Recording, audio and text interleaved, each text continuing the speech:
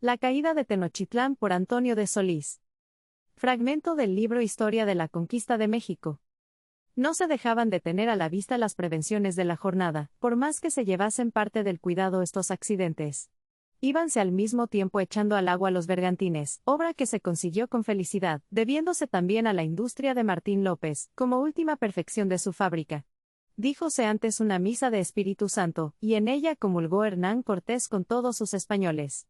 Bendijo el sacerdote los buques, diose a cada uno su nombre según el estilo náutico y entre tanto que se introducían los adherentes que dan espíritu al leño y se afinaba el uso de las jarcias y velas, pasaron muestra en escuadrón los españoles, cuyo ejército constaba entonces de 900 hombres, los 194 entre arcabuces y ballestas, los demás de espada, rodela y lanza, 86 caballos y 18 piezas de artillería, las 3 de hierro gruesas y las 15 falconetes de bronce con suficiente provisión de pólvora y balas. Aplicó Hernán Cortés a cada bergantín 25 españoles con un capitán, 12 remeros, a 6 por banda y una pieza de artillería. Los capitanes fueron Pedro de Barba, natural de Sevilla, García de Holguín, de Cáceres, Juan Portillo de Portillo, Juan Rodríguez de Villafuerte, de Medellín, Juan Jaramillo, de Salvatierra, en Extremadura, Miguel Díaz de Aus, aragonés, Francisco Rodríguez Magarino, de Mérida, Cristóbal Flores, de Valencia de Don Juan, Antonio de Carabajal, de Zamora, Jerónimo Ruiz de la Mota, de Burgos, Pedro Briones, de Salamanca, Rodrigo Morejón de Lovera, de Medina del Campo y Antonio Sotelo, de Zamora, los cuales se embarcaron luego cada uno a la defensa de su bajel y al socorro de los otros. Dispuesta en esta forma la entrada que se había de hacer por el lago, determinó con parecer de sus capitanes, ocupar al mismo tiempo las 3 calzadas principales de Tacuba, Iztapalapa y Cuyoacán, sin alargarse a la de Xochimilco, por excusar la desunión de su gente, y tenerla en paraje que pudiesen recibir menos dificultosamente sus órdenes, para cuyo efecto dividió el ejército en 3 partes y encargó a Pedro de Alvarado la expedición de Tacuba, con nombramiento de gobernador y cabo principal de aquella entrada, llevando a su orden 150 españoles, y 30 caballos en 3 compañías a cargo de los capitanes Jorge de Alvarado, Gutiérrez de Badajoz y Andrés de Monjarás, 2 piezas de artillería y 30,000 tlaxcaltecas. El ataque de Cuyoacán encargó al maestre de campo Cristóbal de Olid, con 160 españoles en las 3 compañías de Francisco Verdugo, Andrés de Tapia y Francisco de Lugo, 30 caballos, 2 piezas de artillería y cerca de 30,000 indios confederados, y últimamente cometió a Gonzalo de Sandoval la entrada que se había de hacer por Iztapalapa con otros 150 españoles a cargo de los capitanes Luis Marín y Pedro de Ircio, 2 piezas de artillería, 24 caballos, y toda la gente de Chalco, Huajocingo y Cholula, que serían más de 40,000 hombres. Seguimos en el número de los aliados que sirvieron en estas entradas la opinión de Antonio de Herrera, porque Bernal Díaz del Castillo da solamente 8,000 tlaxcaltecas a cada uno de los 3 capitanes y repite algunas veces que fueron de más embarazo que servicio, sin decir dónde quedaron tantos millares de hombres como vinieron al sitio de aquella ciudad, ambición descubierta de que lo hiciesen todos los españoles, y poco advertida en nuestro sentir, porque deja increíble lo que procura encarecer, cuando bastaba para encarecimiento la verdad. Partieron juntos Cristóbal de Olid y Gonzalo de Sandoval que se habían de apartar en Tacuba, y se alojaron en aquella ciudad sin contradicción, despoblada ya, como lo estaban los demás lugares contiguos a la laguna, porque los vecinos que se hallaban capaces de tomar las armas, acudieron a la defensa de México, y los demás se ampararon en los montes con todo lo que pudieron retirar de sus haciendas. Aquí se tuvo aviso de que había una junta considerable de tropas mexicanas, a poco más de media legua que venían a cubrir los conductos del agua que bajaban de las sierras de Chapultepeque, prevención cuidadosa de Guatimozín, que sabiendo el movimiento de los españoles, trató de poner en defensa los manantiales de que se proveían todas las fuentes de agua dulce que se gastaba en la ciudad.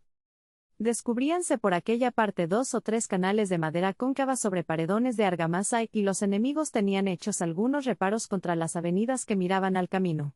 Pero los 2 capitanes salieron de Tacuba con la mayor parte de su gente y aunque hallaron porfiada resistencia, se consiguió finalmente que desamparasen el puesto y se rompieron por 2 o 3 partes los conductos y los paredones con que bajó la corriente, dividida en varios arroyos, a buscar su centro en la laguna, debiéndose a Cristóbal de Olid y a Pedro de Alvarado esta primera hostilidad de agotar las fuentes de México y dejar a los sitiados en la penosa tarea de buscar el agua en los ríos que bajaban de los montes y en precisa necesidad de ocupar su gente y sus canoas en la conducción y en los convoyes.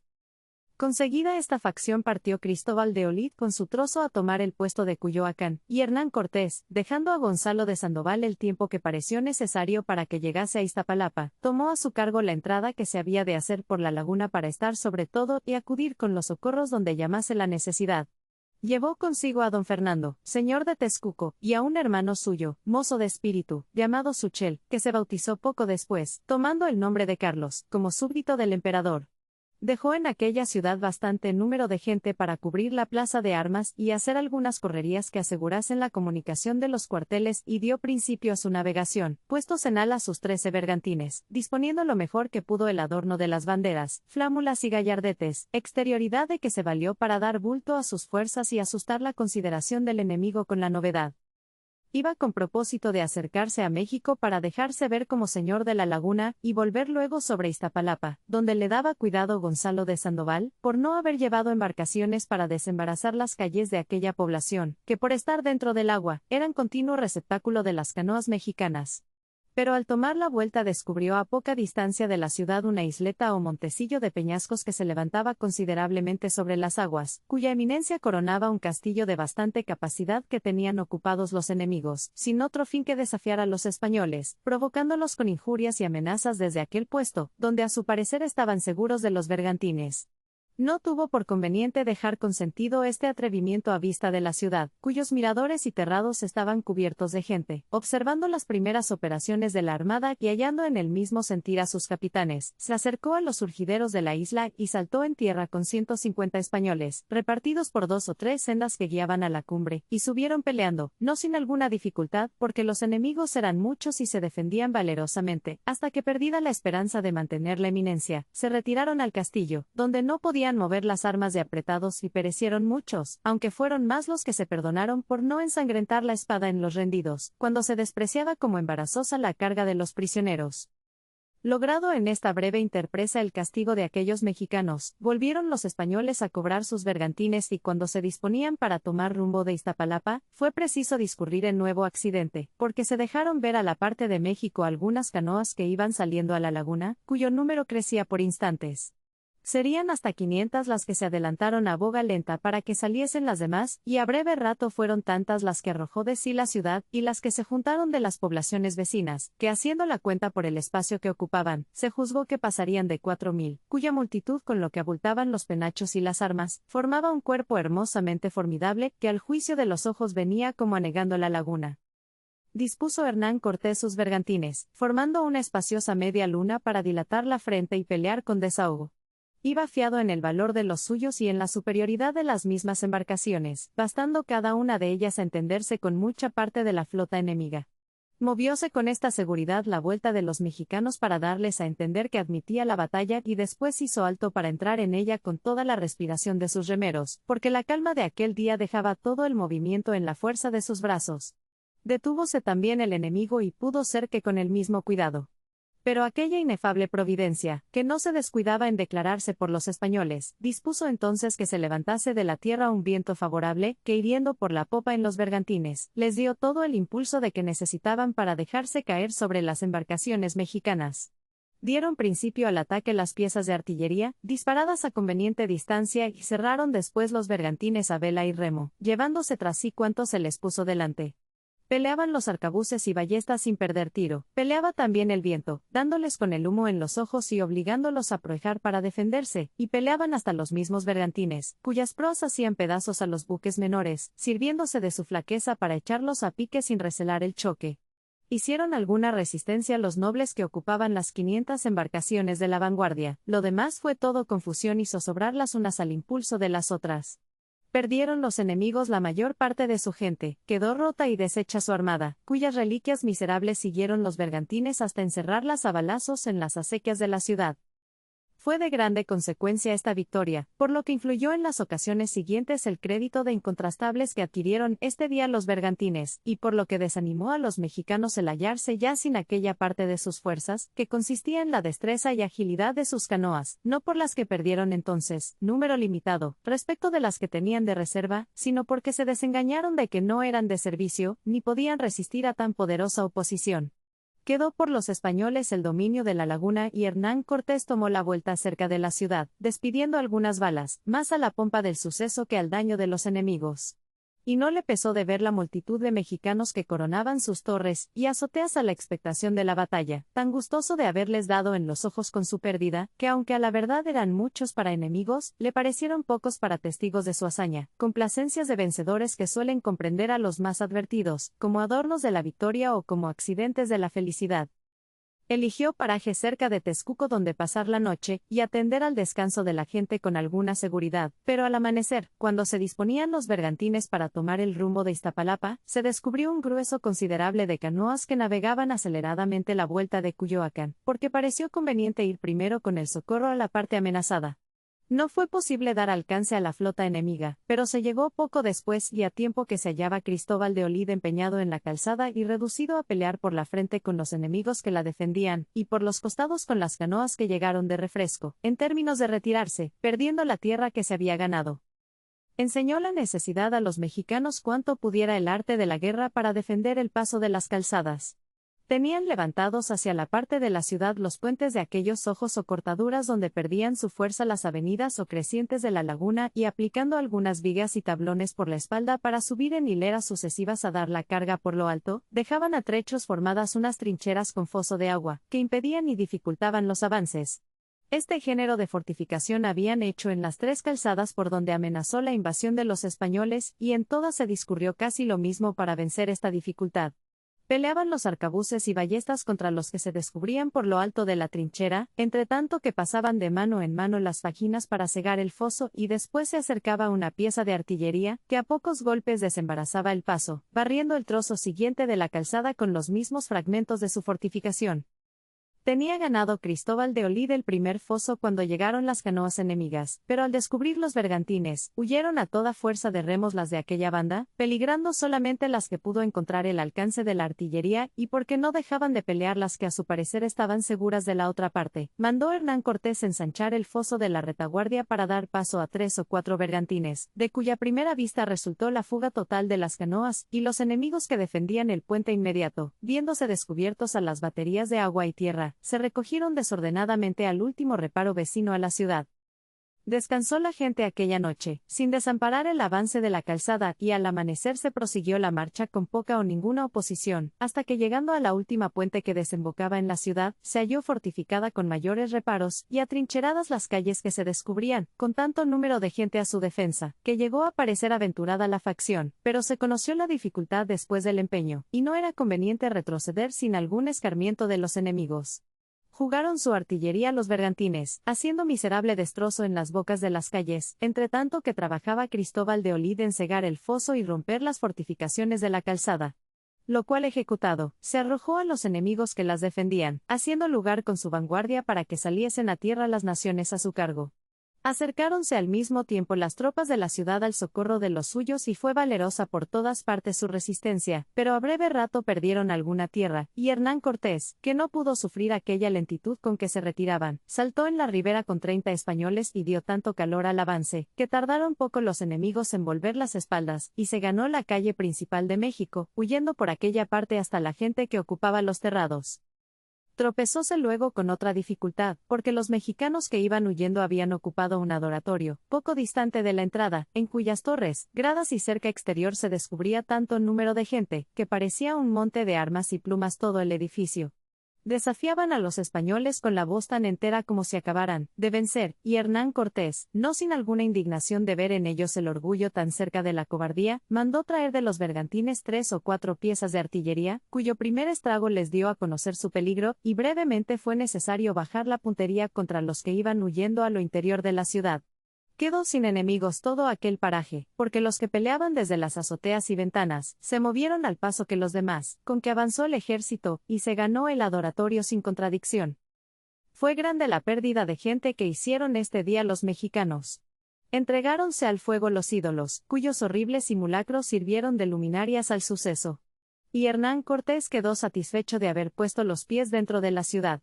Y hallando el adoratorio capaz de más que ordinaria defensa, no solo determinó alojar su ejército en él aquella noche, pero tuvo sus impulsos de mantener aquel puesto para estrechar el sitio y tener adelantado el cuartel de Cuyoacán, pensamiento que participó a sus capitanes, con los motivos que le dictaba entonces la primera inclinación de su discurso, pero todos a una voz le representaron, que no sabiendo el estado en que tenían sus entradas Gonzalo de Sandoval y Pedro de Alvarado, sería temeridad exponer a perder el paso de la calzada, y con él la esperanza de los víveres y municiones de que necesitaban para conservarse.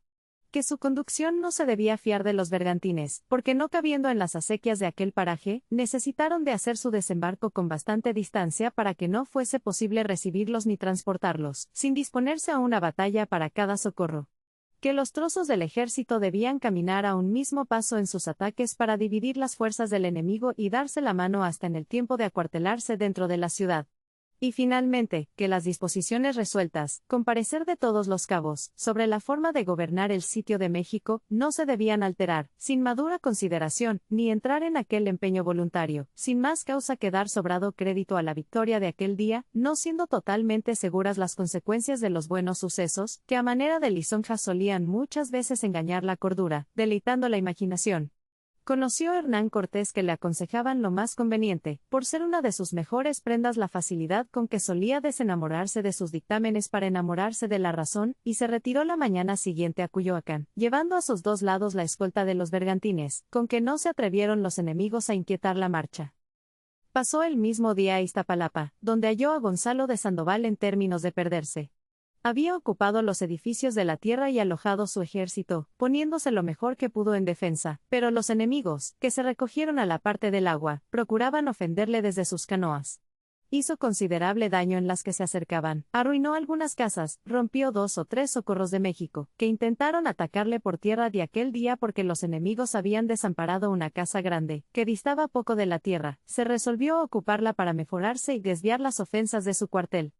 Facilitó el paso con algunas fajinas arrojadas al agua y entró a ejecutarlo con parte de su gente, pero apenas lo consiguió, cuando avanzaron las canoas que tenían puestas en celada, llevando consigo tropas de nadadores que deshicieron el camino de la retirada, por cuyo medio consiguieron el sitiarle por todas partes, ofendiéndole al mismo tiempo desde los terrados y ventanas de las casas vecinas. En este conflicto se hallaba cuando llegó Hernán Cortés y descubriendo aquella multitud de canoas en las calles de agua, que miraban a la parte de México, dio calor a la boga y empezó a jugar su artillería con tanto efecto, que así por el daño que hicieron las balas, como por el miedo que tenían a los bergantines, huyeron todas a un tiempo, con ansia de salir a la laguna por las calles más retiradas, y con tanto desorden, que cargando en ellas la gente de los terrados, se fueron muchas a pique y las demás vinieron a caer en el lazo de los bergantines, buscando con la fuga el peligro que procuraban evitar. Hicieron este día los mexicanos una pérdida que pudo suponer algo en el menoscabo de sus fuerzas, y reconociéndose después aquella parte de la ciudad que tenían ocupada, se hallaron algunos prisioneros y bastante despojo, no tanto para la riqueza, como para la recreación de los soldados. Conoció Hernán Cortés, a vista de las dificultades que había experimentado Gonzalo de Sandoval en Iztapalapa, que no era posible poner en operación el trozo de su cargo, ni usar de la calzada, sin deshacer enteramente aquel abrigo de las canoas mexicanas, arruinando la media ciudad, detención que sería dañosa para el estado que tenían las demás entradas, y determinó que se desamparase por entonces aquel puesto y pasase Gonzalo de Sandoval con su gente a ocupar el de Tepeaquilla, donde había otra calzada más estrecha para los ataques, pero de mayor utilidad para impedir los socorros del enemigo, que según los avisos antecedentes, introducía por aquel paraje los víveres de que ya necesitaba. Ejecutóse luego esta resolución, y marchó la gente por tierra, siguiendo la misma costa los bergantines, hasta que se ocupó el nuevo cuartel y hecho el alojamiento con poco embarazo, porque se halló despoblado el lugar, navegó Hernán Cortés la vuelta de Tacuba. Halló desamparada esta ciudad Pedro de Alvarado, con que tuvo menos que vencer para dar principio a sus entradas. Ejecutó algunas con varios sucesos, batiendo reparos y cegando fosos, de la misma forma que se gobernaba en las suyas Cristóbal de Olid, y aunque hizo muy considerable daño a los enemigos, y alguna vez se adelantó hasta poner fuego en las primeras casas de México, le habían muerto, cuando llegó Hernán Cortés, 8 españoles, pérdida en que se mezcló el sentimiento con los aplausos de su valor. Consideró Hernán Cortés que no le salía bien la cuenta de sus disposiciones, porque se iba reduciendo el sitio de México a este género de acometimientos y retiradas, guerra en que se gastaban los días y se aventuraba la gente sin ganancia que pasase de hostilidad, ni mereciese nombre de progreso. El camino de las calzadas tenía suma dificultad con aquellos fosos y reparos que volvían los mexicanos a fortificar todos los días, y con aquella persecución de las canoas, cuyo número excesivo cargaba siempre a la parte que desabrigaban los bergantines, y uno y otro perdían nuevos medios que facilitasen la empresa. Mandó entonces que cesasen las entradas hasta otra orden y puso la mira en prevenirse de canoas que le asegurasen el dominio de la laguna, para cuyo efecto envió personas de satisfacción a conducir las que hubiese de reserva en las poblaciones amigas, con las cuales, y con las que vinieron de Texcoco y Chalco, se juntó un grueso que puso en nuevo cuidado al enemigo. Dividiólas en 3 cuerpos, y formando su guarnición de aquellos indios que sabían manejarlas, nombró capitanes de su nación que las gobernasen por escuadras, y con este refuerzo, repartido entre los bergantines, envió 4 a Gonzalo de Sandoval, 4 a Pedro de Alvarado, y él pasó con los 5 restantes a incorporarse con el maestre de campo Cristóbal de Olid.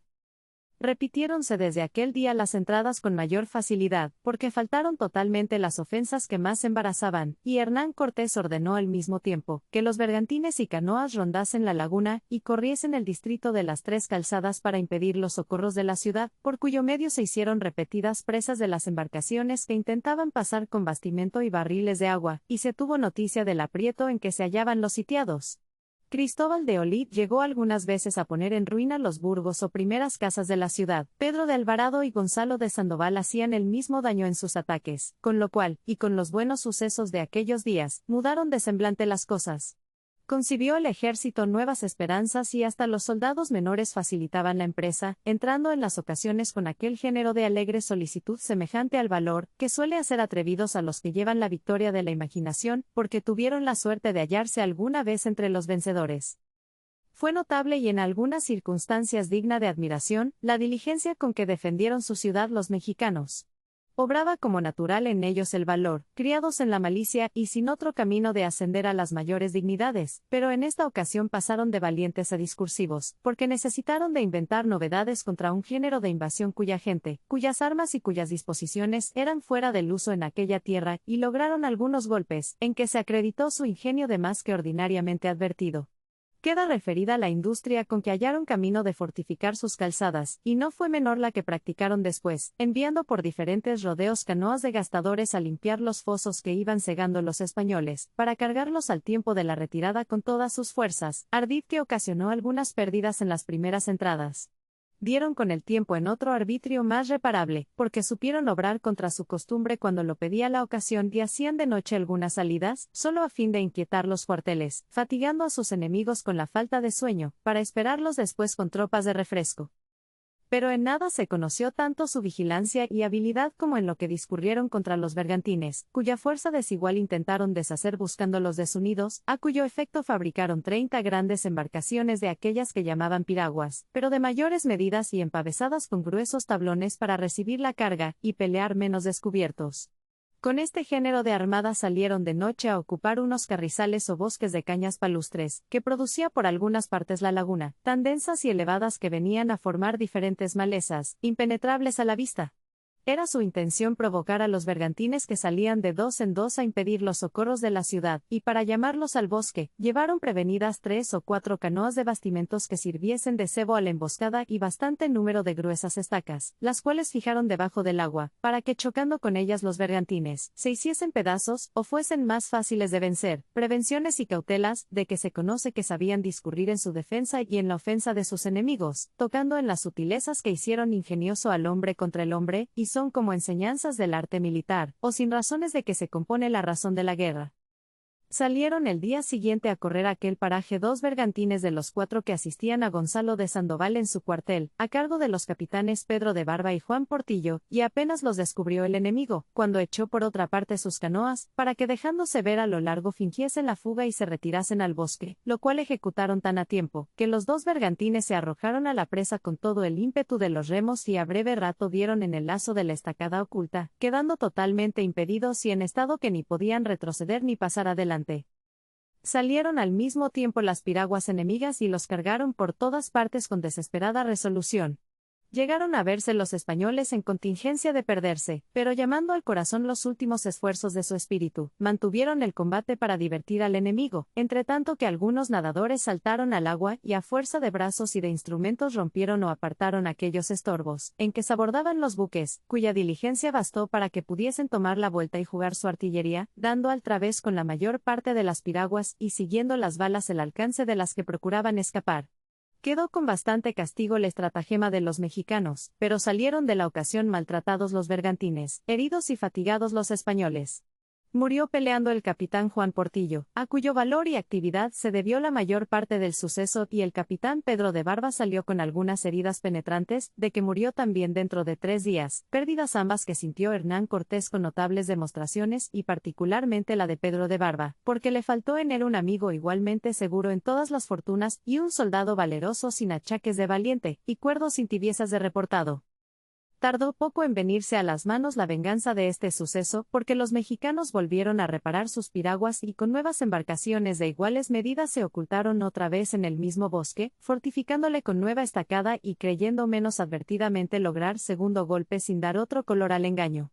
Llegó dichosamente a noticia de Hernán Cortés este movimiento del enemigo, y procurando adelantar cuanto pudo la satisfacción de su pérdida, ordenó que fuesen de noche a la deshilada 6 bergantines a emboscarse dentro de otro cañaveral, que se descubría no muy distante de la celada enemiga, y que usando de su misma estratagema saliese al amanecer uno de ellos, dando a entender con diferentes puntas que buscaba las canoas de la provisión, y acercándose después a las piraguas ocultas, lo que fuese necesario para fingir que las había descubierto, y para tomar entonces la vuelta, llamándolas con fuga diligente hacia el paraje de la contraemboscada prevenida.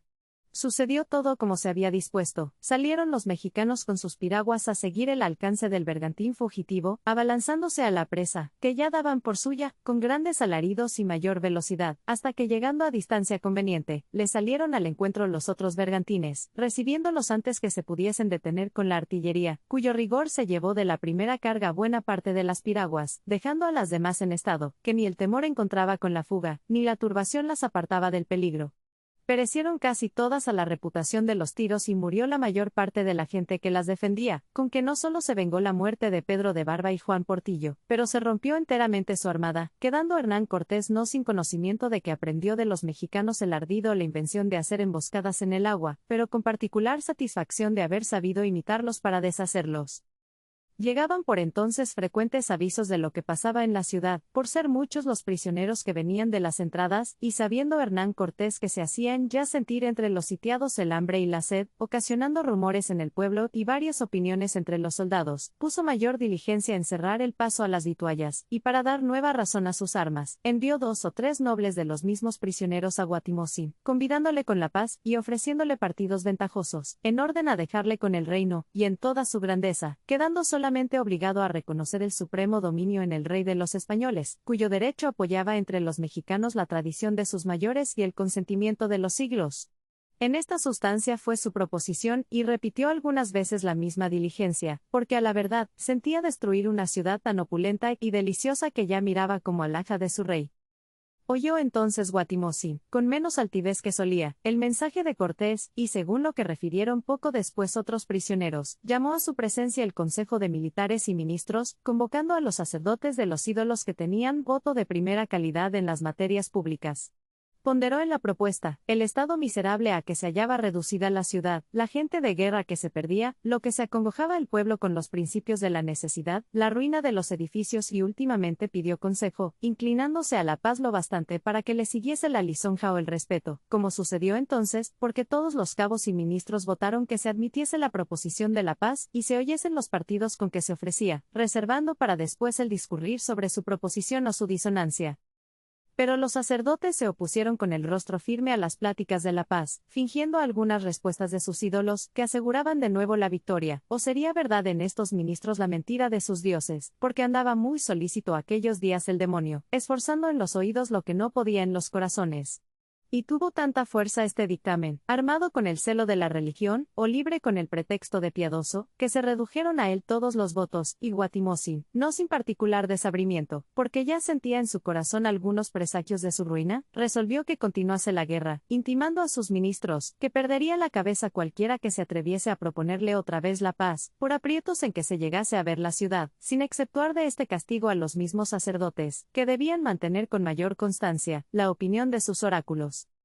Determinó Hernán Cortés con esta noticia que se hiciese una entrada general por las tres calzadas, para introducir a un mismo tiempo el incendio y la ruina en lo más interior de la ciudad, y enviando las órdenes a los capitanes de Tacuba y Tepequilla, entró a la hora señalada con el trozo de Cristóbal de Olid por Cuyoacán. Tenían los enemigos abiertos los fosos y fabricados sus reparos en la forma que solían, pero los 5 bergantines de aquel distrito rompieron con facilidad las fortificaciones, al mismo tiempo que se iban cegando los fosos, y pasó el ejército sin detención considerable, hasta que llegando a la última puente que desembocaba en la ribera, se halló de otro género la dificultad. Habían derribado parte de la calzada para ensanchar aquel foso, dejándole con 60 pasos de longitud, y cargando el agua de las acequias para darle mayor profundidad. Tenían a la margen contrapuesta una gran fortificación de maderos unidos y entablados, con 2 o 3 órdenes de troneras, y no sin algún género de traveses, y era innumerable muchedumbre de gente la que habían prevenido para la defensa de aquel paso. Pero a los primeros golpes de la batería cayó en tierra esta máquina, y los enemigos, después de padecer el daño que hicieron sus ruinas, viéndose descubiertos al rigor de las balas, se recogieron a la ciudad, sin volver el rostro, ni cesar en sus amenazas.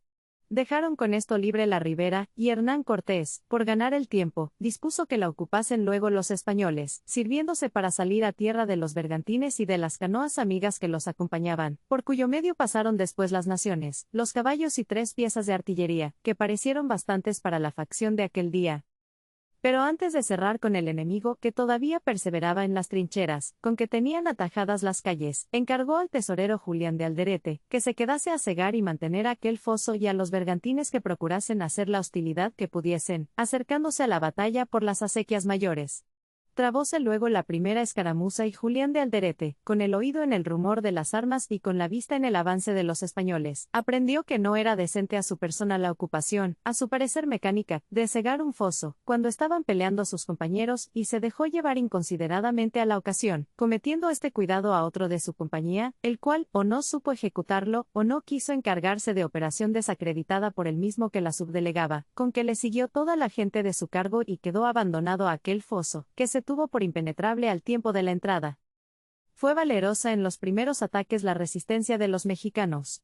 Ganáronse con dificultad y a costa de algunas heridas sus fortificaciones, y fue mayor el conflicto cuando se dejaron atrás los edificios arruinados y llegó el caso de pelear con los terrados y ventanas, pero en lo más ardiente del furor con que peleaban, se conoció en ellos una flojedad repentina que pareció ejecución de nueva orden, porque iban perdiendo apresuradamente la tierra que ocupaban, y según lo que se presumió entonces y se averiguó después, nació esta novedad de que llegó a noticia de Guatimozin el desamparo del Foso Grande, y ordenó a sus cabos que tratasen de guardarse y conservar la gente para la retirada.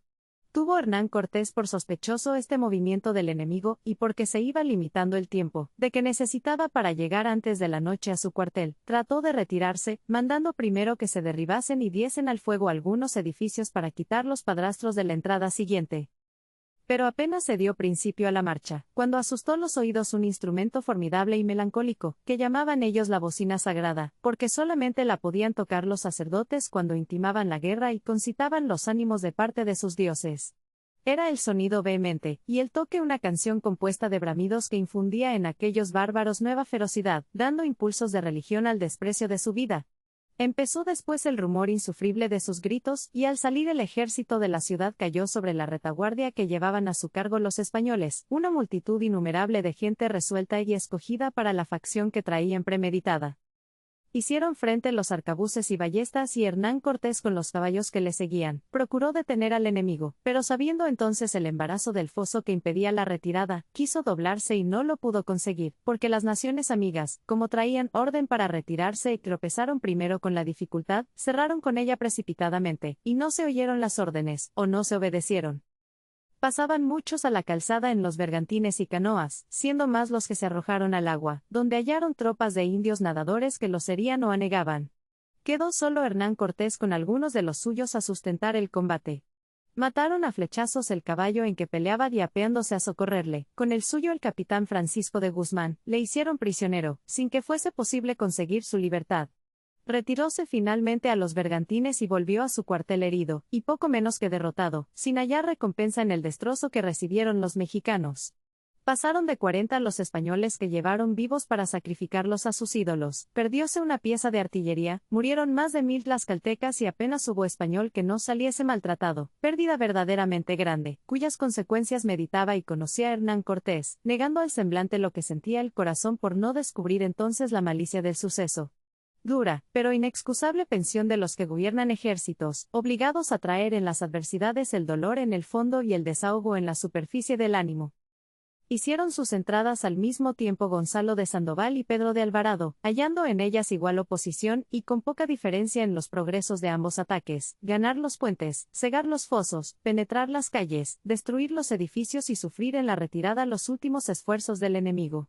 Pero faltó el contratiempo del Foso Grande y fue la pérdida menor, aunque llegarían a 20 los españoles que faltaron de ambas entradas, sobre los cuales hacen la cuenta los que dicen que perdió Hernán Cortés más de 60 en la de Cuyoacán. El tesorero Julián de Alderete, a vista de los daños que había ocasionado su inobediencia, conoció su culpa y vino desalentado y pesaroso a la presencia de Cortés, ofreciendo su cabeza en satisfacción de su delito, y él le reprendió con severidad, dejándole sin otro castigo, porque no se hallaba en tiempo de contristar la gente con la demostración que merecía. Fue preciso alzar por entonces la mano de la guerra ofensiva, y se trató solo de ceñir el asedio y estrechar el paso a las vituallas, entre tanto que se atendía con particular cuidado a la cura de los heridos, que fueron muchos y más fáciles de numerar los que no lo estaban. Pero se descubrió entonces la gracia de un soldado particular, llamado Juan Catalán, que sin otra medicina que un poco de aceite y algunas bendiciones, curaba en tan breve tiempo las heridas que no parecía obra natural. Llama el vulgo a este género de cirugía curar por ensalmo, sin otro fundamento que haber oído entre las bendiciones algunos versos de los salmos, habilidad o profesión no todas veces segura en lo moral, y algunas permitida con riguroso examen.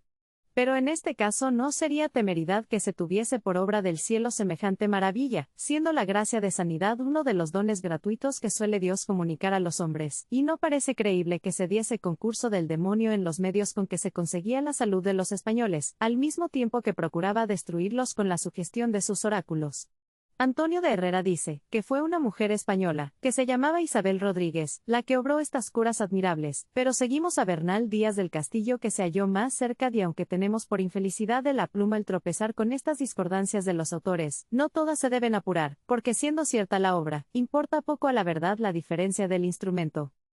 Volvamos empero a los mexicanos, que aplaudieron su victoria con grandes regocijos.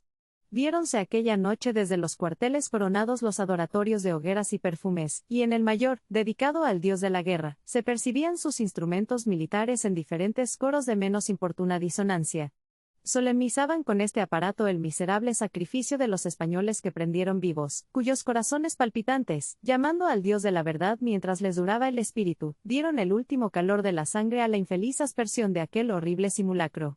Presumióse la causa de semejante celebridad, y las hogueras daban tanta luz, que se distinguía el bullicio de la gente, pero se alargaban algunos de los soldados a decir, que percibían las voces y conocían los sujetos. Lastimoso espectáculo, y a la verdad no tanto de los ojos, como de la consideración, pero en ella tan funesto y tan sensible, que ni Hernán Cortés pudo reprimir sus lágrimas, ni dejar de acompañarle con la misma demostración todos los que le asistían.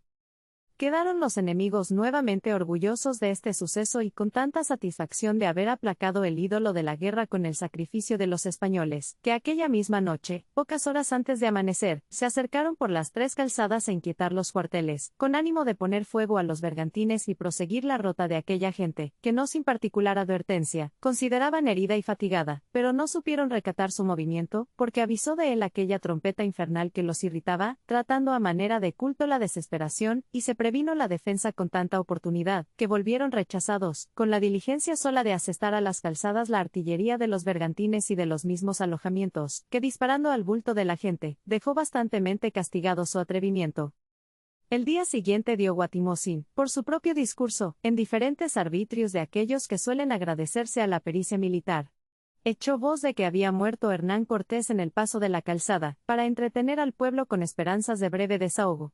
Hizo llevar las cabezas de los españoles sacrificados a las poblaciones comarcanas, para que acabándose de creer su victoria, tratasen de reducirse los que andaban fuera de su obediencia, y últimamente divulgó que aquella deidad suprema entre sus ídolos, cuyo instituto era presidir a los ejércitos, mitigada ya con la sangre de los corazones enemigos, le había dicho en voz inteligible, que dentro de 8 días se acabaría la guerra, muriendo en ella cuantos despreciasen este aviso.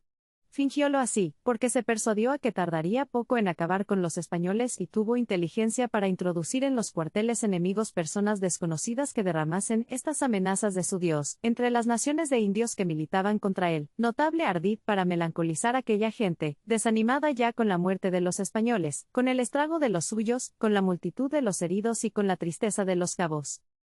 Tenían tan asentado el crédito las respuestas de aquel ídolo, y era tan conocido por sus oráculos en las regiones más distantes, que se persuadieron fácilmente a que no podían faltar sus amenazas, haciendo tanta batería en su imaginación el plazo de los 8 días, señalado por el término fatal de su vida, que se determinaron a desamparar el ejército, y en las 2 o 3 primeras noches faltó de los cuarteles la mayor parte de los confederados, siendo tan poderosa en aquellas naciones esta despreciable aprensión, que hasta los mismos tlaxcaltecas y texcucanos se deshicieron con igual desorden, o porque temieron el oráculo como los demás, o porque se los llevó tras sí el ejemplo de los que le temían. Quedaron solamente los capitanes y la gente de cuenta, puede ser que con el mismo temor, pero si le tuvieron, fue menos poderosa en ellos la defensa de la vida que la ofensa de la reputación.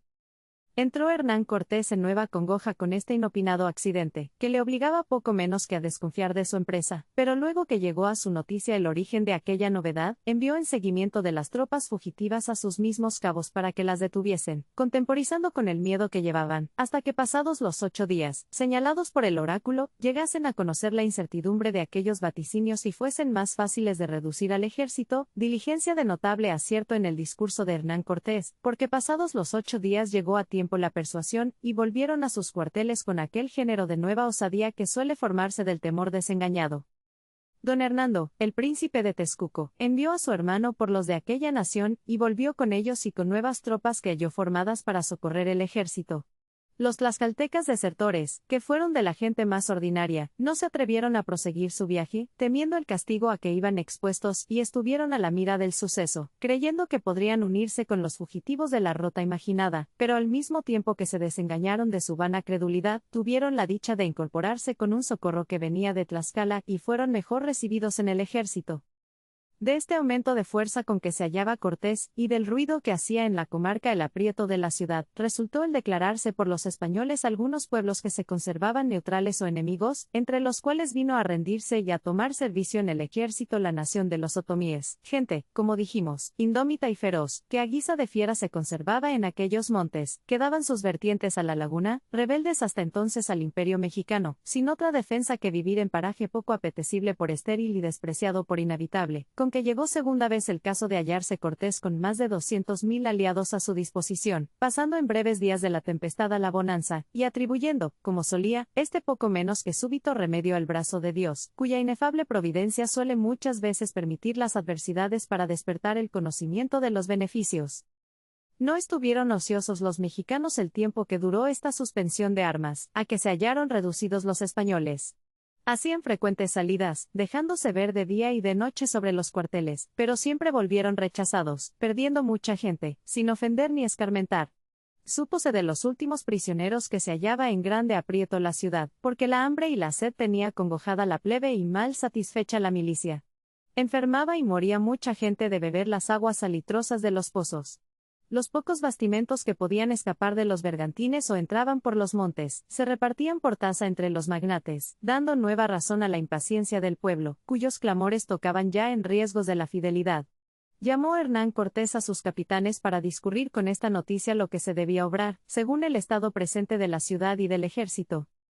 Hizo su proposición, con poca esperanza de que se rindiesen los sitiados a instancia de la necesidad, por el odio implacable que tenían a los españoles y por aquellas respuestas de sus ídolos con que le fomentaba el demonio, y se inclinó a que sería conveniente volver luego a las armas por esta probable conjetura, y porque no se deshiciesen otra vez aquellos aliados, gente de fáciles movimientos y que así como era de servicio en los combates, peligraba en el ocio de los alojamientos, porque siempre deseaban la ocasión de llegar a las manos, y no se hacían capaces de que fuese guerra el asedio asedio que se practicaba entonces, ni ofensas del enemigo a aquellas suspensiones de la cólera militar.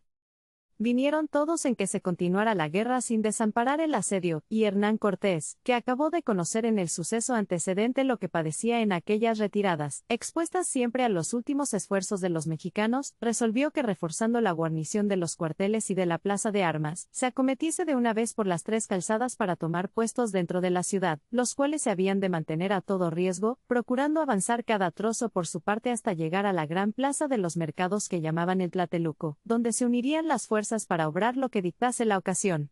Estuviera más adelantada la empresa, o conseguida enteramente si se hubiera tomado en el principio esta resolución, pero es tan limitada la humana providencia, que no hace poco el mayor entendimiento en lograr la enseñanza de los malos sucesos y muchas veces necesita de fabricar los aciertos sobre la corrección de los errores.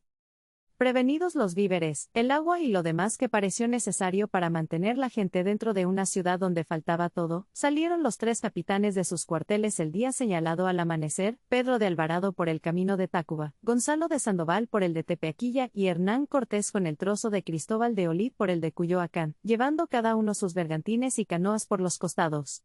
Halláronse las tres calzadas en defensa, levantadas las puentes, abiertos los fosos y con tanta sobra de gente como si fuera este día el primero de la guerra, pero se venció aquella dificultad con la misma industria que otras veces y a costa de alguna detención llegaron los trozos a la ciudad con poca diferencia de tiempo.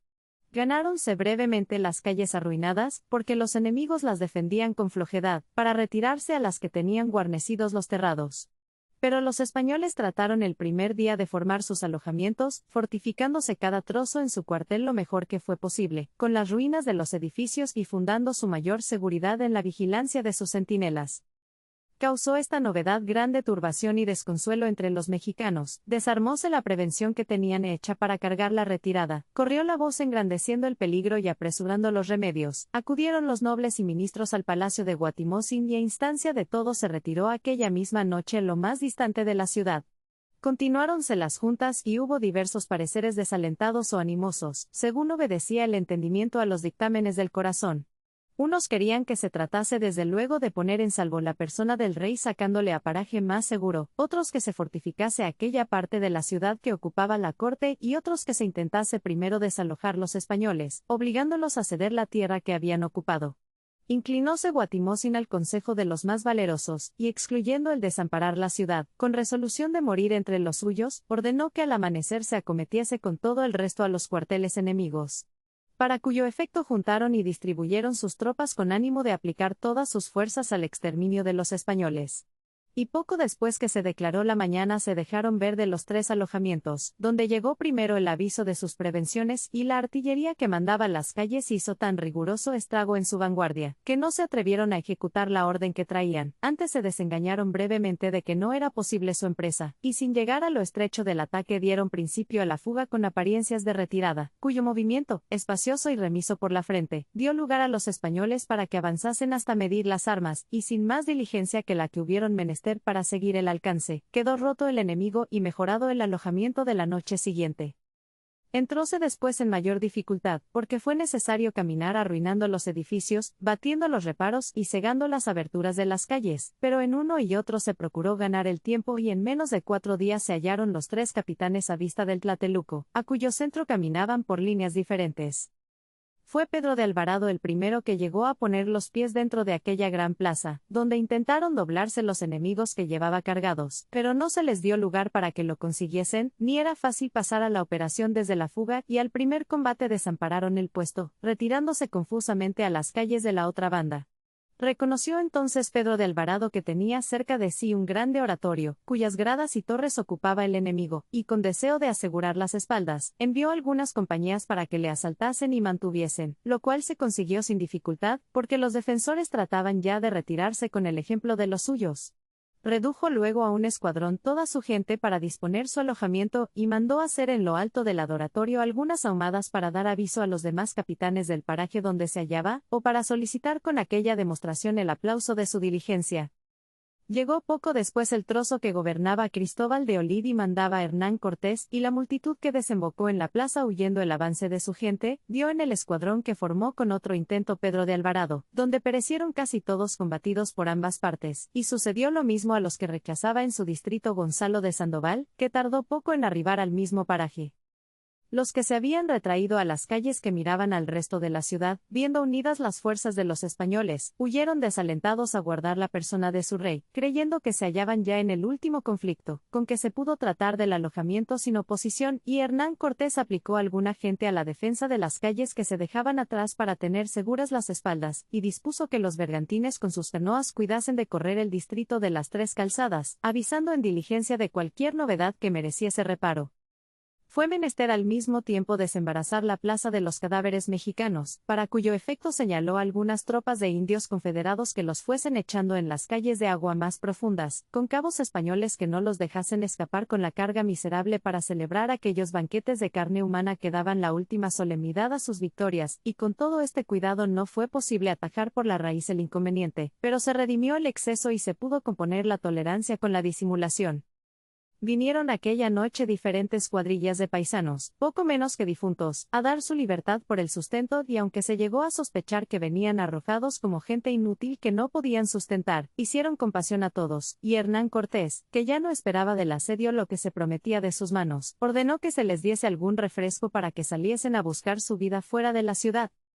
Por la mañana se vieron llenas de mexicanos las calles de su distrito, pero viniendo solamente a cubrir el trabajo de otras fortificaciones en que habían discurrido para defender la última retirada, y Hernán Cortés, viendo que no acometían ni provocaban, suspendió la entrada que tenía resuelta, porque deseaba repetir la instancia de la paz, teniendo entonces por verosímil que se rindiesen a capitular, o conociesen por lo menos que no era su intento destruirlos, pues ofrecía partidos unida a su gente y teniendo a su disposición la mayor parte de la ciudad. Llevaron esta embajada 3 o 4 prisioneros de los más principales, y se aguardó la respuesta, no sin otra esperanza de que hacía fuerza la proposición, porque se retiró enteramente la multitud que solía concurrir a la defensa de las calles. Era el distrito que ocupaba Guatimozin con sus nobles, ministros y militares, un ángulo muy espacioso de la ciudad, cuya mayor parte aseguraba la vecindad de la laguna, y por la otra, que distaba poco de Tlateluco, tenían cerradas todas las avenidas, con una circunvalación de paredes o murallas de tablazón y fajina que se daban la mano con los edificios, y tenían delante un foso de agua profunda que abrieron casi a la mano, haciendo cortaduras en las calles de tierra para dar corriente a las acequias. Entró Hernán Cortés el día siguiente con la mayor parte de los españoles a reconocer el paraje que desamparó el enemigo, y llegó a vista de sus fortificaciones, cuya línea se halló coronada por todas partes de innumerable gente, pero con señas de paz que se reducían a callar el toque de sus instrumentos y la irritación de sus voces. Repitióse otras veces esta diligencia de acercarse los españoles sin ofender ni provocar, y se conoció que tenían ellos la misma orden, porque bajaban siempre las armas, dando a entender con el silencio y la quietud, que no les eran desagradables los tratados que ocasionaban aquel género de tregua. Pero al mismo tiempo se hizo reparo en los esfuerzos con que procuraban esconder la necesidad que padecían y ostentar que no deseaban la paz con falta de valor. Poníanse a comer en público sobre los terrados y arrojaban tortillas de maíz al pueblo para que se creyese que les sobraba el bastimento, y salían de cuando en cuando algunos capitanes a pedir batalla singular con el más valiente de los españoles, pero duraban poco en la instancia, y se volvían a recoger, tan ufanos del atrevimiento como pudieran de la victoria. Uno de estos se acercó al paraje donde se hallaba Hernán Cortés, que parecía hombre de cuenta en los adornos de su desnudez, y eran sus armas espada y rodela, de las que perdieron los españoles sacrificados. Insistía con grande arrogancia en su desafío, y cansado Hernán Cortés de sufrir sus voces y sus ademanes le hizo decir por su intérprete, que trujese otros 10 como él, y permitiría que pasase a batallar con todos juntos aquel español, señalando a su paje de rodela. Conoció el indio su desprecio, pero sin darse por entendido, volvió a la porfía con mayor insolencia, y el paje, que se llamaba Juan Núñez de Mercado y sería de hasta 16 o 17 años, persuadido a que le tocaba el duelo como señalado para él, se apartó del concurso disimuladamente, lo que hubo menester para lograr su hazaña sin que le detuviesen, y pasando como pudo el foso, cerró con el mexicano, que ya le aguardaba prevenido, pero recibiendo en la rodela su primer golpe, le dio al mismo tiempo una estocada con tan briosa resolución, que sin necesitar de segunda herida, cayó muerto a sus pies, acción que tuvo grande aplauso entre los españoles y mereció a los enemigos igual admiración. Volvió luego a los pies de su amo con la espada y la rodela del vencido Diel, que se pagó enteramente de su temprano valor, le abrazó repetidas veces y ciñéndole de su mano la espada que ganó por sus puños, le dejó confirmado en la opinión de valiente y admitido a las veras de otra edad en las conversaciones del ejército. En los 3 o 4 días que duró esta suspensión de armas, hubo frecuentes conferencias entre los mexicanos sobre la proposición de la paz. La mayor parte de los votos quería que se admitiesen los tratados, conociendo el estado miserable a que se hallaban reducidos, y algunos clamaban por la continuación de la guerra, fundado interiormente su parecer en el semblante de su rey, pero aquellos sacerdotes inmundos que votaban, mandando como intérpretes de sus dioses, fortalecieron el bando menor, mezclando las ofertas de la victoria con misteriosas amenazas, dichas a manera de oráculos, por cuyo medio encendieron los ánimos haciéndolos partícipes de su furor, con que votaron todos a una voz que se volviese a las armas y Guatimozin lo resolvió en la misma conformidad, calificando su obstinación con la obediencia de los dioses. Pero mandó al mismo tiempo, que antes de romper la tregua saliesen todas las piraguas y canoas en una ensenada que hacía la laguna por aquella parte de la ciudad para tener prevenida la retirada caso que se llegasen a ver en el último aprieto. Ejecutóse luego esta orden y fueron saliendo a la ensenada innumerables embarcaciones, sin otra gente que la necesaria para los remos, de cuya novedad avisaron a Hernán Cortés los españoles de la laguna, y él conoció luego que hacían aquella prevención los mexicanos para escapar con la persona de su rey, dejando pendiente la guerra y litigiosa la posesión de la ciudad. Nombró con este cuidado por general de todos los bergantines a Gonzalo de Sandoval, para que sitiase a lo largo la ensenada, tomando por su cuenta los accidentes de aquella surtida, y poco después movió su ejército con ánimo de acercarse a las fortificaciones y adelantar la resolución de la paz con las amenazas de la guerra. Pero los enemigos tenían ya la orden para defenderse, y antes que llegase la vanguardia, publicaron sus gritos el rompimiento del tratado. Dispusiéronse al combate con grande osadía, y a breve rato se conoció que iba desmayando su orgullo, porque al experimentar el destrozo que hicieron las primeras baterías en aquella frágil muralla que tenían por impenetrable, se desengañaron de su peligro y según parece avisaron de él a Guatimozin, porque tardaron poco en hacer llamada con lienzos blancos, repitiendo a voces el nombre de la paz. Dióseles a entender por los intérpretes que podrían acercarse los que tuviesen que proponer de parte de su príncipe, y con esta permisión se presentaron a la otra parte del foso 4 mexicanos en traje de ministros, los cuales, hechas con afectada gravedad las humillaciones de su costumbre, dijeron a Cortés, que la majestad suprema del poderoso Guatimozin, su señor, los había nombrado por tratadores de la paz y los enviaba para que, oyendo al capitán de los españoles, volviesen a informarle de lo que se debía capitular en ella. Respondió Hernán Cortés, que la paz era el único fin de sus armas y aunque pudieran ellas dar entonces la ley a los que tardaban tanto en conocer la razón, venía desde luego en abrir la plática para que se volviese al tratado, pero que materias de semejante calidad se ajustaban dificultosamente por terceras personas, y así era necesario que su príncipe se dejase ver, o por lo menos se acercase con sus ministros y consejeros, por si hubiese alguna dificultad que necesitase de consulta, puesto que se hallaba con ánimo de venir en cuantos partidos no fuesen repugnantes a la superior autoridad de su rey, a cuyo fin le ofrecía con empeño de su palabra y añadió la fuerza del juramento, que por su parte no solo cesaría la guerra, pero se procurarían lograr en su obsequio todas las atenciones que mirasen a la seguridad y al respeto de su persona. Retiráronse con este mensaje los enviados, satisfechos al parecer de su despacho y volvieron aquella misma tarde a decir, que su príncipe vendría el día siguiente con sus criados y ministros a escuchar desde más cerca los capítulos de la paz. Era su intento entretener la conferencia con varios pretextos hasta que se acabasen de juntar sus embarcaciones para ejecutar la retirada que ya tenían resuelta, y así volvieron a la hora señalada los mismos enviados, suponiendo que no podía venir Guatimozin hasta otro día por un accidente que le había sobrevenido. Alargóse después el plazo con pretexto de ajustar algunas condiciones en orden al sitio y a la formalidad de las vistas, y últimamente se pasaron 4 días en estas interlocuciones y se conoció más tarde que debiera el engaño. Pero Hernán Cortés creyó que deseaban la paz, gobernándose por el estado en que se hallaban, tanto que tuvo hechas algunas prevenciones de aparato y ostentación para el recibimiento de Guatimozin, y cuando supo lo que pasaba en la laguna, quedó avergonzado interiormente de haber mantenido su buena fe sobre tantas dilaciones y prorrumpió en amenazas contra el enemigo, sirviéndose de la cólera para ocultar su desaire, y hallando, al parecer, alguna diferencia entre las dos confesiones de ofendido y engañado. Llegó el día que señaló Hernán Cortés por último plazo a los ministros de Guatimozin y al amanecer reconoció Gonzalo de Sandoval que se iban embarcando con grande aceleración los mexicanos en las canoas de la ensenada. Puso luego esta novedad en la noticia de Cortés y juntando los bergantines que tenía distribuidos en diferentes puestos, se fue acercando poco a poco para dar alcance a su artillería. Moviéronse al mismo tiempo las canoas enemigas en que venían los nobles y casi todos los cabos principales de la plaza, porque traían discurrido hacer un esfuerzo grande contra los bergantines y mantener a todo riesgo el combate, hasta que retirada la persona de su rey, entre tanto que duraba esta diversión de sus enemigos, pudiesen apartarse después a seguirle por diferentes rumbos. Así lo ejecutaron acometiendo a los bergantines con tanto ardimiento, que sin detenerse al estrago que hicieron las balas en lo distante, se acercaron muchos a recibir los golpes de las picas y las espadas. Pero al mismo tiempo que duraba el fervor de la batalla, reparó Gonzalo de Sandoval en que iban escapando a toda fuerza de remo, 6 o 7 piraguas por lo más distante de la ensenada y ordenó al capitán García de Holguín que partiese a darles caza con el bergantín de su cargo y procurase rendirlas con la menor ofensa que fuese posible.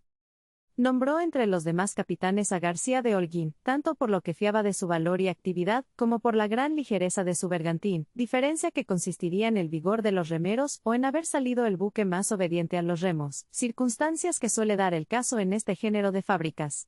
Y él, sin detenerse más que a tomar la vuelta y alentar la boga, puso tanto calor en su diligencia, que a breve rato ganó alguna ventaja para volver la proa y dejarse caer sobre la piragua que iba adelante, y parecía superior a las demás. Pararon todas a un tiempo, soltando los remos al verse acometidas y los mexicanos de la primera dijeron a grandes voces que no se disparase, porque venía en aquella embarcación la persona de su rey, según lo interpretaron algunos soldados españoles que ya sabían algo de su lengua y para darse a entender mejor, bajaron las armas, adornando el ruego con varias demostraciones de rendidos. Abordó con esto el bergantín, y saltando en la piragua, se arrojaron a la presa García de Holguín y algunos de sus españoles. Adelantóse a los suyos Guatimozín, y conociendo al capitán en el semblante de los otros, le dijo: «Yo soy tu prisionero, y quiero ir donde me puedas llevar, solo te pido que atiendas al decoro de la emperatriz y de sus criadas». Pasó luego al bergantín, y dio la mano a su mujer para que subiese a él, tan lejos de la turbación, que reconociendo a García de Holguín cuidadoso de las otras piraguas, añadió: «No tienes que discurrir en esa gente de mi séquito, porque todos se vendrán a morir donde muriese su príncipe», y a su primer seña dejaron caer las armas, y siguieron el bergantín como prisioneros de su obligación. Peleaba entre tanto Gonzalo de Sandoval con las canoas enemigas, y se conoció en su resistencia la calidad de la gente que las ocupaba, y el grande asunto de aquella nobleza que tomó a su cargo la resolución de facilitar a costa de su sangre la libertad de su rey. Pero duraron poco en la batalla, porque tuvieron brevemente la noticia de su prisión, y pasando en un instante de la turbación al desaliento, se convirtieron los alaridos militares en clamores y lamentos de más apagado rumor. No solo se rendían con poca o ninguna resistencia, pero hubo muchos de los nobles que hicieron pretensión de pasar a los bergantines para seguir la fortuna de su príncipe. Llegó entonces García de Holguín, despachando primero una canoa en diligencia con el aviso a Cortés, y sin acercarse demasiado al bergantín de Sandoval, le dio como de paso cuenta del suceso y viéndole inclinado a encargarse del gran prisionero, continuó su viaje, temiendo que pasase a ser orden la primera insinuación y se hiciese delito de su obediencia la razón de su repugnancia. Continuábanse al mismo tiempo los ataques de la muralla dentro de la ciudad, y los mexicanos, que se ofrecieron a defenderla para divertir por aquella parte a los españoles, pelearon con admirable constancia y arrojamiento, hasta que sabiendo por sus centinelas el fracaso de las piraguas en que iba Guatimozín, se retiraron atropelladamente, volviendo las espaldas con más señas de asombrados que temerosos.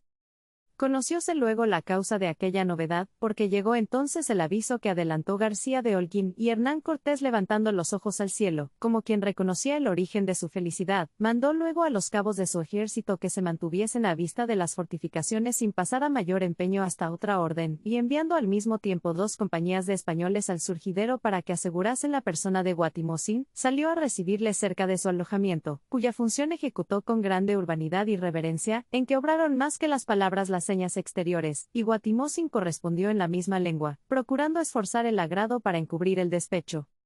Cuando llegaron a la puerta se detuvo el acompañamiento, y Guatimozín entró delante con la emperatriz, afectando que no rehusaba la prisión. Sentáronse luego los dos y él se volvió a levantar para que tomase Cortés su asiento, tan dueño de sí en estos principios de su adversidad, que reconociendo a los intérpretes por el puesto que ocupaban, rompió la plática diciendo: «¿Qué aguardas, valeroso capitán, que no me quitas la vida con ese puñal que traes al lado? Prisioneros como yo siempre son embarazosos al vencedor. Acaba conmigo de una vez, y tenga yo la dicha de morir a tus manos, ya que me ha faltado la de morir por mi patria. Quisiera proseguir, pero se dio por vencida su constancia y dijo lo demás el llanto, llevándose tras sí las cláusulas de la voz y la resistencia de los ojos, siguióle con menos reserva la emperatriz y Hernán Cortés, necesitó negarse a las instancias de su piedad para no enternecerse. Pero dejando algún tiempo al desahogo de ambos príncipes, respondió a Guatimozín, que no era su prisionero, ni había caído en semejante indignidad su grandeza, sino prisionero de un príncipe tan poderoso que no tenía superior en todo el orbe de la tierra, y tan benigno que de su real clemencia podía esperar, no solamente la libertad que había perdido, sino el imperio de sus mayores, mejorando con el título de su amistad, que por el tiempo que tardase la noticia de sus órdenes, sería respetado y servido entre los españoles, de manera que no le hiciese falta la obediencia de sus mexicanos. Y quiso pasar a consolarle con algunos ejemplos de coronas infelices, pero estaba muy tierno el dolor para sufrir los remedios y temió la empresa de reducirle, sin mortificarle, porque no se hicieron los consuelos para reyes desposeídos, ni era fácil buscar la conformidad en el ánimo cuando faltaba Dios en el entendimiento. Era Guatimozín mozo de 23 a 24 años, tan valeroso entre los suyos, que de esta edad se halló graduado con las hazañas y victorias campales que habilitaban a los nobles para subir al imperio. El talle de bien ordenada proporción, alto, sin descaecimiento y robusto sin deformidad. El color tan inclinado a la blancura, o tan lejos de la oscuridad, que parecía extranjero entre los de su nación. El rostro, sin facción que hiciese disonancia entre las demás, daba señas de la fiereza interior, tan enseñado a la estimación ajena, que aun estando afligido no acababa de perder la majestad.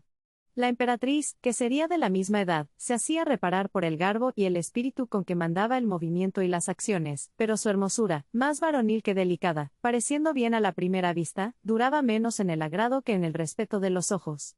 Era sobrina del gran Moctezuma, o según otros, su hija, y cuando lo supo Hernán Cortés repitió sus ofrecimientos, dándose por nuevamente obligado a reconocer en su persona lo que veneraba la memoria de aquel príncipe, pero le tenía cuidadoso la necesidad de volver a su ejército para que se acabase de rendir aquella parte de la ciudad que ocupaban los enemigos, y cortando la conversación se despidió cortesanamente de sus dos prisioneros. Dejólos a cargo de Gonzalo de Sandoval con la guardia que pareció suficiente, y antes de partir le avisaron que le llamaba Guatimozín, cuyo intento fue interceder por sus vasallos. Pidióle con todo encarecimiento, que no los maltratase ni ofendiese, pues bastaría para reducirlos la noticia de su prisión. Y estaba tan en sí, que conoció a lo que se apartaba Hernán Cortés, cabiendo entre sus congojas este noble cuidado verdaderamente digno de ánimo real. Y aunque le ofreció cuidar de que se les hiciese todo buen pasaje, dispuso también que le acompañase uno de sus ministros, mandando por este medio a la gente de guerra y al resto de sus vasallos, que obedeciesen al capitán de los españoles, pues no era justo provocar a quien le tenía en su poder, ni dejar de conformarse con el decreto de sus dioses. Estaba el ejército en la misma disposición que le dejó Cortés, sin que se hubiese ofrecido novedad, porque los enemigos, que se retiraron al primer asombro en que les puso la prisión de su rey, se hallaban sin aliento para defenderse, y sin espíritu para capitular en la forma de rendirse. Entró delante a verse con ellos el ministro de Guatimozín y apenas les intimó la orden que llevaba, cuando se acomodaron a lo que deseaban, haciendo que obedecían. Ajustóse, por la misma interposición de aquel ministro, que saliesen desarmados y sin llevar indios de carga, lo cual ejecutaron tan apresuradamente, que ocuparon poco tiempo en la salida. Hizo admiración el número de la gente militar que tenían después de tantas pérdidas. Cuidóse mucho de que no se les hiciese molestia ni mal pasaje y eran tan respetadas las órdenes de Cortés, que no se oyó una voz descompuesta entre aquellos confederados que tanto los aborrecían. Entró después el ejército a reconocer por aquella parte lo último de la ciudad, y solo se hallaron lástimas y miserias que hacían horror a la vista y miedo a la consideración, impedidos y enfermos que no pudieron seguir a los demás, y algunos heridos que pretendían la muerte, acusando la piedad de sus enemigos. Pero nada fue de mayor espanto a los españoles que unos patios y casas yermas, donde iban amontonando los cuerpos de la gente principal que moría peleando, para celebrar después sus exequias, de que resultaba un olor intolerable que atemorizaba la respiración y a la verdad tenía poco menos que inficionado el aire, cuyo recelo apresuró la retirada. y Hernán Cortés, señalando sus cuarteles a Gonzalo de Sandoval y a Pedro de Alvarado fuera de aquel paraje sospechoso y dadas las órdenes que parecieron conveniente, se retiró con sus prisioneros a Cuyoacán, llevando consigo el trozo de Cristóbal de Olid, entre tanto que se limpiaba de aquellos horrores la ciudad, donde volvió dentro de pocos días para tratar de lo que parecía necesario en orden a mantenerlo conquistado y atender a las demás prevenciones y cuidados, que ya se venían al discurso, como consecuencias de aquella felicidad. Sucedió la prisión de Guatimozin y la total ocupación de México, a 13 de agosto en el año de 1521, día de San Hipólito, en cuya memoria celebra hoy aquella ciudad la fiesta de este insigne mártir con título de patrón. Duró el sitio 93 días, en cuyos varios accidentes prósperos y adversos, se deben igualmente admirar el juicio, la constancia y el valor de Cortés, el esfuerzo infatigable de los españoles, la conformidad y la obediencia de las naciones amigas, concediendo a los mexicanos la gloria de haber asistido a su defensa y a la de su rey hasta la última obligación del espíritu y la paciencia. Preso Guatimozin y rendida la ciudad, cabeza de aquel vasto dominio, vinieron a la obediencia, primero los príncipes tributarios y después los confinantes, unos a la opinión y otros a la diligencia de las armas, y se formó en breve tiempo aquella gran monarquía, que mereció el nombre de Nueva España, debiendo el máximo emperador Carlos V a Fernando Cortés no menos que otra corona digna de sus reales sienes. Admirable conquista, y muchas veces ilustre capitán. De aquellos que producen tarde los siglos y tienen raros ejemplos en la historia.